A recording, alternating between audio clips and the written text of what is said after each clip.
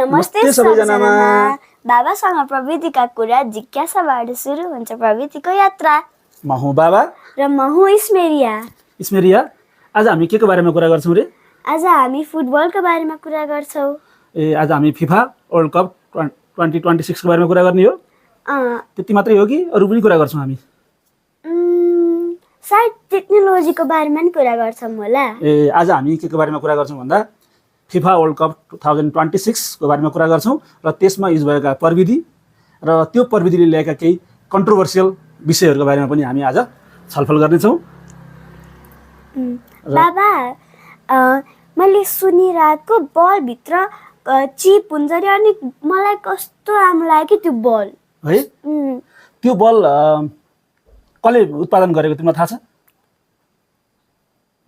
खै, एडिडासले हो नि। एडिडास, त्यो त मेस्सीले लाउँछ त, फुटबलर्स प्लेयर्सहरूले लाउँछ त त्यो स्पिड बनाउने। यसपालिको वर्ल्ड कपमा जति पनि लिएर बलहरू छ त्यो सबै कसले स्पोन्सर गरेको भन्दा फिफा उसले हाम्रो एडिडासले स्पोन्सर गरेको हो। त्यसरी कारणले तिनीहरू लगाएका हुन् र एडिडासले विभिन्न टेक्नोलोजी प्रयोग गरेर बलहरू बनाएको छ। त्यो टेक्नोलोजी प्रयोग भएको बल यसपालि वर्ल्ड कपमा परेको छ। हुन त अघिल्लो पालि पनि परेको भएको थियो। यसपालि अझ भनौँ न विस्तारित प्रविधिको एडभान्स टेक्नोलोजीको प्रयोग भएको बलहरू त्यसमा प्रयोग भएको छ। एउटा कुरा साँच्चै, तिमी कसको फ्यान हो? म अभियसली अर्जेन्टिना देखिराख्नु भएको छ त। तपाईँ चाहिँ? म चाहिँ यसपालि अब स्पेनलाई सपोर्ट गर्नु पर्ला जस्तो लाग्छ है।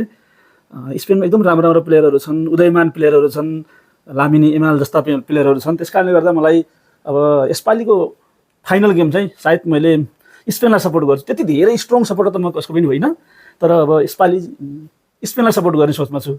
भनेपछि तिमी अब अर्जेन्टिनामा किन तिमीलाई अर्जेन्टिनामा मन परेको? अब राम्रो खेल्छ, यसपालि नै जितिहाल्छ भन्ने म अलिकति कन्फिडेन्समै छु।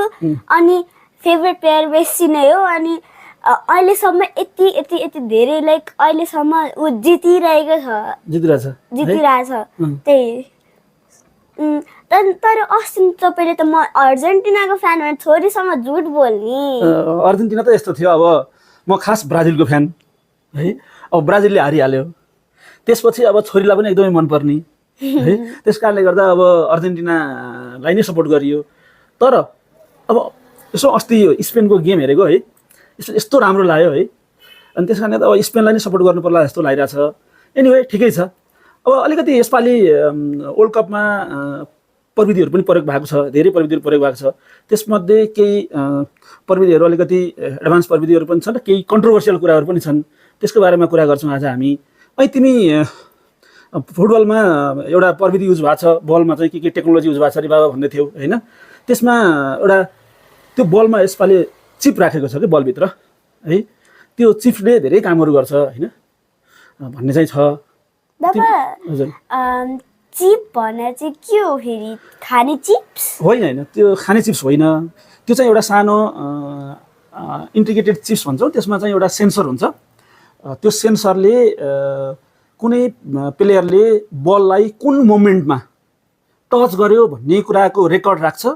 र मैले सुनेअनुसार चाहिँ अलमोस्ट प्रति सेकेन्ड 500वटा डेटा चाहिँ त्यसले सर्भरमा पठाइरहेको हुन्छ, त्यसको स्टेसनमा पठाइरहेको हुन्छ, जसबाट रेफ्रीले पछि त्यहाँ गएर भार हेरेर भारमा गएर उसले के गर्न सक्छ भने के भारी छ भनेर कुन बल कुन मोमेन्टमा कसले छोएको थियो, अफसाइड थियो कि थिएन है त भन्ने कुराहरू चाहिँ उसले हेर्न सक्छ।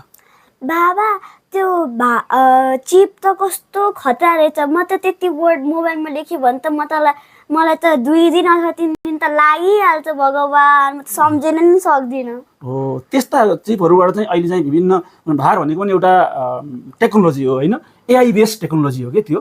तिमीलाई एआई भनेको थाहा छ?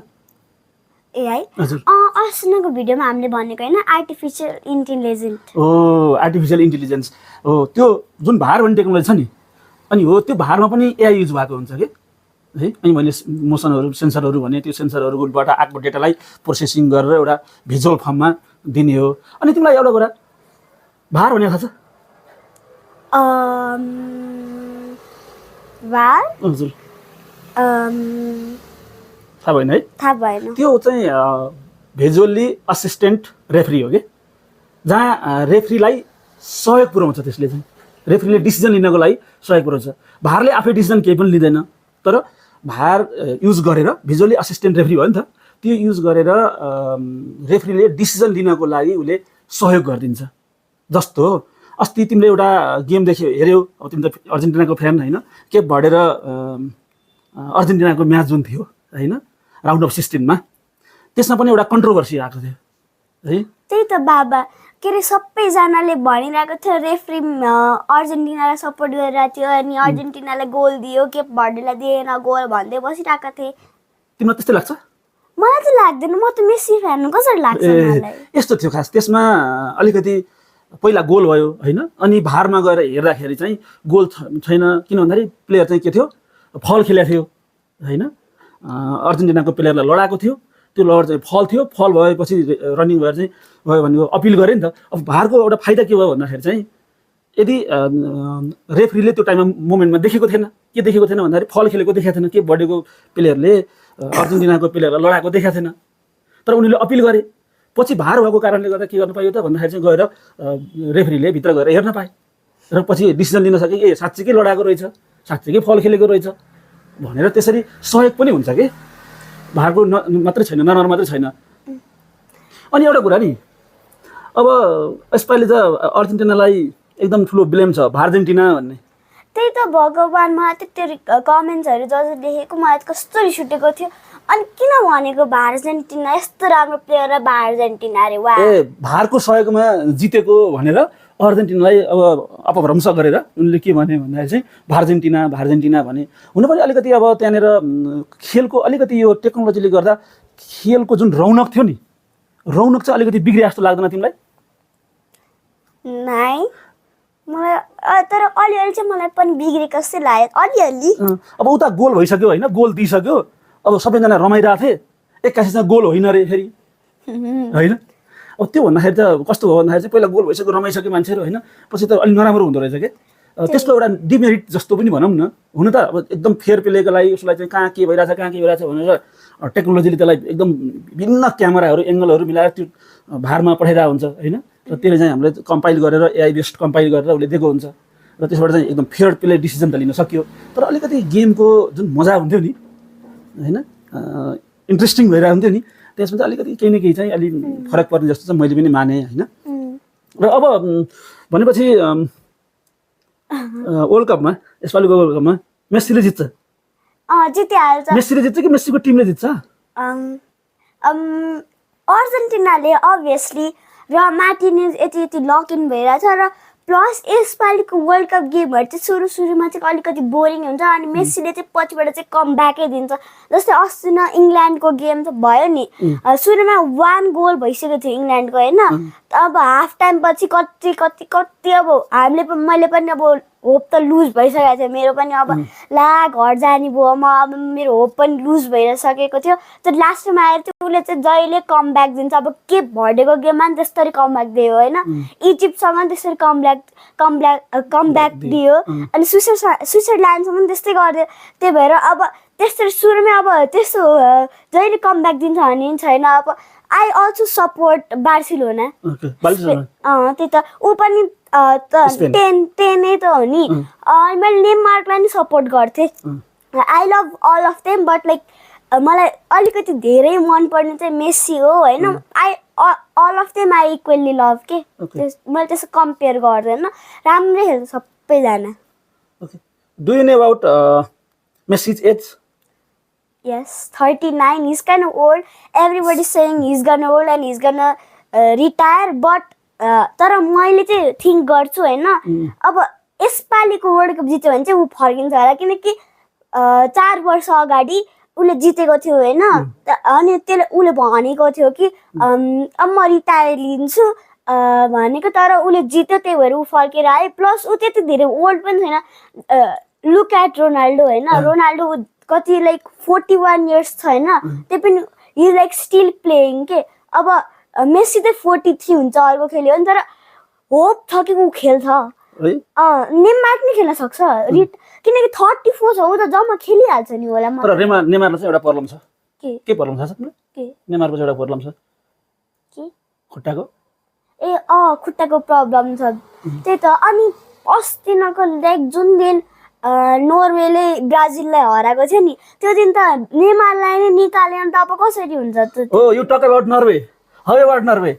Yeah, he's very like Who? he's cool. Haaland. Haaland. His getup is very much But fantastic. but in Nepali they are like calling sade or that like word. Well, sorry. Yeah. Good. Yeah. Good. And do you know the? But tell me. But Norway doesn't like show their emotion because when like they got eliminated, Yes. उसले चाहिँ like आफ्नो emotion नै भनेन just like अब हामी त त्यो हामीले जस्ट फनको लागि गरेको भन्छौँ होइन तर उसले चाहिँ त्यसो लाइक अनि तर हामी चाहिँ नेचुरली हामी रुन्छौँ होइन कोही हाल्यो नि तर ऊ चाहिँ त्यस्तो रहन्छ के है? ऊ चाहिँ लाइक आफ्नो इमोसन कन्ट्रोल गर्यो म फन गर्नको लागि मात्र आएको हो भनेर लाइक प्लेको अगाडि नै भनिसकेको थियो कि उसले म यतिकै रमाइलो गर्न आएको जस्ट फर इन्टरटेनमेन्ट भन्दै आएको थियो What about Mbappe? Mbappe, wow. I don't know how like a kid lost him. Yeah. I don't know how. That time I also woke up but I was so asleep. होइन तर मैले धेरै हेर्न सकेन होइन तर एमबाप्पेले चाहिँ आफ्नो इमोसन देखाइकिन भनेर चाहिँ थाहा भएन के ऊ भित्र छिरिहाल्यो होइन प्लस अनि उहाँले पनि एमबाप्पेलाई नै सपोर्ट गर्नुभएको थियो अनि मलाई पनि लागिसकेको थियो बार्सिलोना आउट भइसक्यो स्पेन आउट भइसक्यो होइन किनकि उसले नै लैजान्छ जस्तो थियो क्या like crazy What crazy, yes? भनेको कसरी हाल्यो Do you remember the last World Cup of 2022? I hope Mbappe says sorry to me because of him. I cried so much, but yeah, they won. They won. I It don't was know so how. thrilling. It was so Yeah, thrilling. I don't know how much I cry and like तपाईहरुलाई पनि थाहा छैन होला के म कति रोए त्यति बेला म लाइक यति फुच्ची थिए होला म कति वर्षको थियौ तिमी? I don't know मलाई थाहा नै छैन के अब कति वर्ष त्यो नै थाहा छैन अब 4 years ago 4 years ago. त्यही त Yeah. You are a blind supporter of Argentina's. Yes. Yeah. Yeah. Can you tell me any 3 or 4 names of Argentine players? Romero, Yeah. Martinez, Yeah. Messi, Tagliafico, Yeah. Alvarez, Alvarez.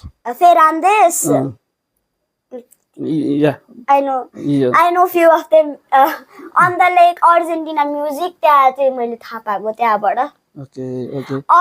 Unexpectedly अल्भारेजले चाहिँ हान्यो कतिवटा like मान्छेहरूले चाहिँ उसलाई blame गरिरहेको थियो कि like कति गोलै नहानेको यस्तो भएन नि यस्तो भएन लाइक उसलाई ब्लेम गरिरहेको थियो तर उसले गोल हानेपछि चाहिँ म पनि कति खुसी भइरहेको थिएँ म चिचाइरहेको थिएँ होइन किनकि मान्छेहरूले उसलाई ब्लेम गरिरहेको थियो क्या किनकि उसले गोलै हाल्न सकेन के भयो अल्भारेज अनि कस्तो लाइक के जस्तो थियो क्या 4 years ago लाइक ऊ त कस्तो लाइक सानो अनि लाइक सोझो केटा जस्तो कस्तो लाइक फुच्चे जस्तो थियो ऊ त like I don't know how but like he is also good like Messi Okay. आज हामी अलिकति वर्ल्ड कपको बारेमा नि कुरा गर्यौँ प्लस केही टेक्नोलोजी युज भएको टेक्नोलोजीको बारेमा कुरा गर्यौँ त्यसमा अरू कुनै टेक्नोलोजीहरू तिमीलाई युज भएको जस्तो लाग्छ त्यसमा? आई डोन्ट नो मलाई थाहा भएन ए बल त्यसले हामीले उ गर्न सहयोग गर्छ नि के ए होइन बल त होइन जस्तै के हुन्छ त अरू केही होला कि? I don't Lots of cameras are used there oh yes to capture the camera अनि त्यहाँदेखि यहाँसम्म हामीले भिडियो हेर्न पाइरहेछौँ गेमको लाइभ हेर्न पाइरहेछौँ है रेकर्डिङहरू स्ट्रिमिङहरू युज भइरहेछ होइन मान्छेले युट्युबहरूमा हेरिरहेछन् होइन विभिन्न स्ट्रिमिङ लाइनहरूमा हेरिरहेछन् टेलिभिजनमा हेरिरहेका छन् होइन अरू या एन्ड हामी चाहिँ लक्की पर्यौँ कि हामीले लाइक एउटा एप भेटायौँ त्यसमा चाहिँ हामीले हेर्न सक्यौँ होइन र हामीले त हामीले स्पोटिफाई जेट होइन स्पोटिफाई जेट भन्ने यसपालि चाहिँ 969 रुपियाँ चाहिँ बचाइयो है हामीले सब्सक्रिप्सन लिएनौँ हामीले पैसा लिएनौँ हेरेका छौँ तर हामीले चाहिँ इन्क्लुड गर्दैनौँ होइन तर तपाईँहरू चाहिँ त्यो डाउनलोड गर्नु चाहिँ अनि पैसा नि लिँदैन ब्राउजरबाट डाउनलोड गर्नु तर डाउनलोड गर्दाखेरि अलिकति ध्यान दिनुपर्ने हुन्छ फेरि स्क्यामहरू हुनसक्छ होइन हामीले चाहिँ फर्स्टमा स्क्यामको बारेमा कुरा गर्छौँ भने तर हामीले चाहिँ अलिकति फर्स्ट भिडियो चाहिँ अलिकति छोटै बनाऊँ भने त्यसो गरेको। तर इन द फ्युचर हामीले स्क्यामको बारेमा नि कुरा गर्छौँ र स्क्यामबाट चाहिँ तपाईँहरूले यति धेरै बच्नुपर्छ कि तपाईँ स्क्यामको कुरामा सुन्न जानु भने तपाईँको लाइफ कहाँ जान्छ कि तपाईँलाई थाहा नै हुन्न के भयो कसो भयो भनेर। त्यही त। अनि हाम्रो like I am so proud because I was born in प्रविधि होइन।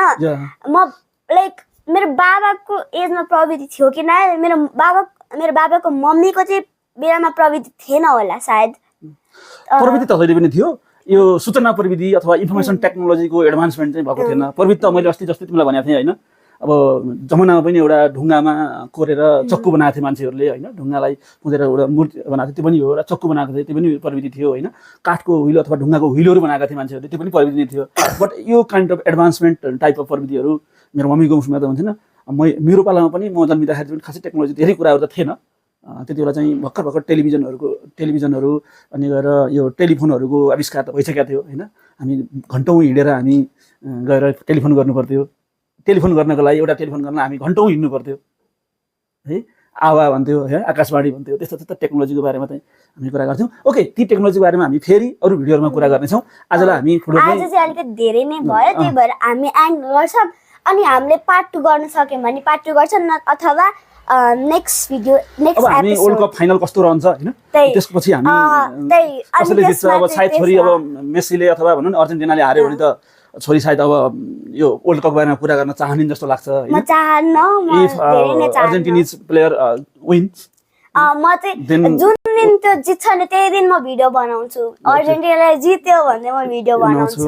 त्यही त। ओके, नमस्ते सबैजनामा, थ्याङ्क यू। लाइक सब्स्क्राइब गर्न नबिर्सिदिनु होला र कमेन्ट र सेयर गर्नु नबिर्सिनु होला। र धेरै धेरै धन्यवाद तपाईँले यहाँसम्म हेरिदिनु भयो म र मेरो बाबालाई। अनि धेरै धेरै धन्यवाद।